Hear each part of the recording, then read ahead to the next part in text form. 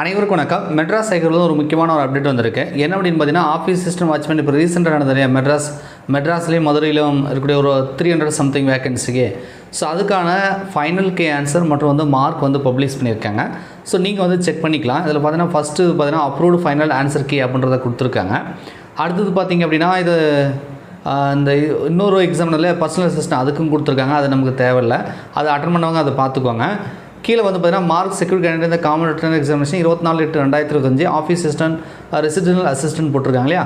So இதை click பண்ணிங்க அப்படின்னா ஒரு பிடிஎஃப் ஃபைல் ஓப்பன் ஆகுது. ஸோ அந்த பிடிஎஃப் ஃபைலை நம்ம ஓப்பன் பண்ணோம்னா அதில் பார்த்திங்கன்னா நம்ம ரிஜிஸ்டர் நம்பர் இருக்கு இல்லையா. So register number part A part B அப்படின்னு சொல்லி கொடுத்துருக்காங்க. பார்ட் ஏல எவ்வளோ எடுத்திருக்கோம், பார்ட் பியில் நம்ம மார்க் எவ்வளோ எடுத்திருக்கோம் அப்படின்றதெல்லாம் பார்த்திங்க அப்படின்னா இந்த இதில் மென்ஷன் பண்ணி கொடுத்துருக்காங்க. ஸோ இது நம்ம பார்ட் ஏ பார்ட் பியில் எவ்வளோ எடுத்திருக்கோன்றதை நீங்கள் செக் பண்ணிக்கோங்க.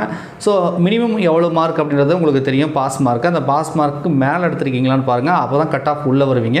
ஒருவேளை நீங்கள் அவங்க சொல்லக்கூடிய மினிமம் எலிஜிபிலிட்டி மார்க்கை விட கம்மி எடுத்திருந்தீங்க அப்படின்னா ஸோ நீங்கள் ஃபெயிலாக இருக்கீங்க அப்படின்றத நீங்கள் எடுத்துக்கலாம்.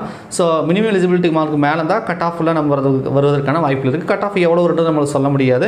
ஸோ அதுக்கப்புறம் செலக்ஷன் லிஸ்ட்டு கொடுக்கும் பொழுது நமக்கு இந்த கட் ஆஃப் மார்க் நமக்கு தெரியும். இப்போதைக்கு மார்க் நம்ம எவ்வளோ எடுத்திருக்கோம், ரிட்டன் எக்ஸாமினேஷனில் நம்ம எவ்வளோ ஸ்கோர் பண்ணியிருக்கோம் அப்படின்றத கொடுத்துருக்காங்க. உங்களுடைய ரெஜிஸ்டர் நம்பர் வந்திருக்கா, எவ்வளோ மார்க் எடுத்துருக்கீங்க அப்படின்றத நீங்கள் செக் பண்ணிக்கோங்க. ஓகேங்களா